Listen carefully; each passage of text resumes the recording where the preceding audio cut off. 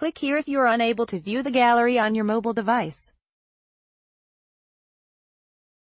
San Jose, the latest trendy new apartment building coming to downtown San Jose will offer plenty of luxury amenities, including cleaning services, laundry and dog walking. The catch: each resident will share a kitchen and living room with at least a dozen other strangers. Nearly 800-unit building, set to break ground early next year, is the latest project to embrace co-living, a dorm-like setup where residents sleep in small private bedrooms and share common spaces, as a way to pack more people into a building and keep rents down. It's a lifestyle that's becoming increasingly popular as Bay Area residents, grappling with sky-high housing costs, are forced to find ever more creative ways to stay afloat, and developers are encouraged to come up with innovative methods to house more people faster. The San Jose project will be the largest co-living building in the world, according to its developer, San Francisco-based communal housing startup Star City. The company also has a 270-unit co-living building in the works in San Francisco's Soma neighborhood. The two projects, both slated to open in 2021, will be the startup's first attempts at building from the ground up instead of renovating existing buildings. Together they mark a major expansion by Star City, and would increase the company's existing inventory by more than tenfold. I think about actually making a dent in the supply to the point where people who are somewhere else in the country, or living nearby, or commuting hours and hours and hours can say, okay, now there's a way for me to get into the city, said Star City co-founder and CEO John Desotsky. Commuting is a pain in the butt. Fitting 4 people to a 2-bedroom is a pain in the butt, and paying 70% of your income is not enjoyable. Star City, which originally bought empty or underutilized residential and commercial buildings and turned them into housing, made its co-housing debut by converting a Victorian house and garage into a 6-unit shared living space in San Francisco in 2016. Now the startup operates 81 units in 5 buildings, 4 in San Francisco and 1 in Los Angeles.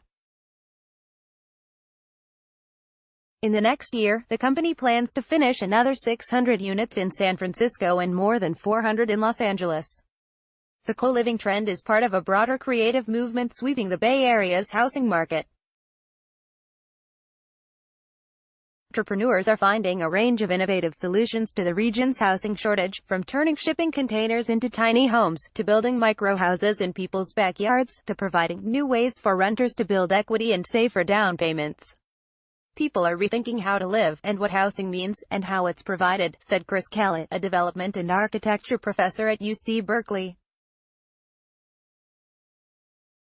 Star City's upcoming San Jose building, located at 199 Bassett, 3 blocks from the Diridon Cal train station, near where Google has proposed a new campus for up to 20,000 workers, will have up to 790 units. Each renter will have his or her own private bedroom and adjoining bathroom, or will share a bathroom with a family member or pre-selected friend.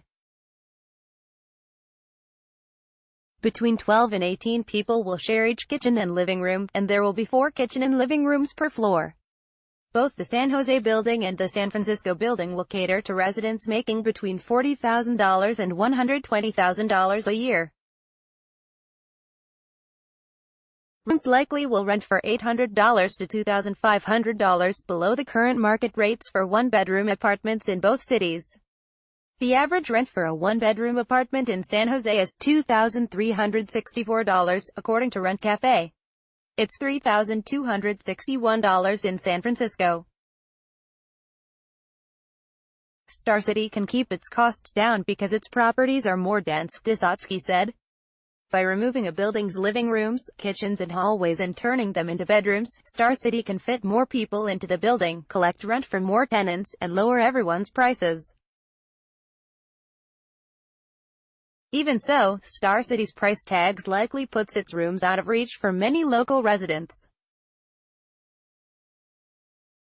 When you're co-housing and you're still paying $2,000 for a room, that's not sustainable, said Kate Comforthar, executive director of San Mateo County-based nonprofit Hip Housing. It might be part of the solution, but at that price point it's only going to be a solution for a very few. Don Rowe, a 43-year-old pilot, moved into a room in a San Francisco Star City building in February, after striking out trying to find a roommate on Craigslist as he prepared to relocate to the Bay Area from Phoenix.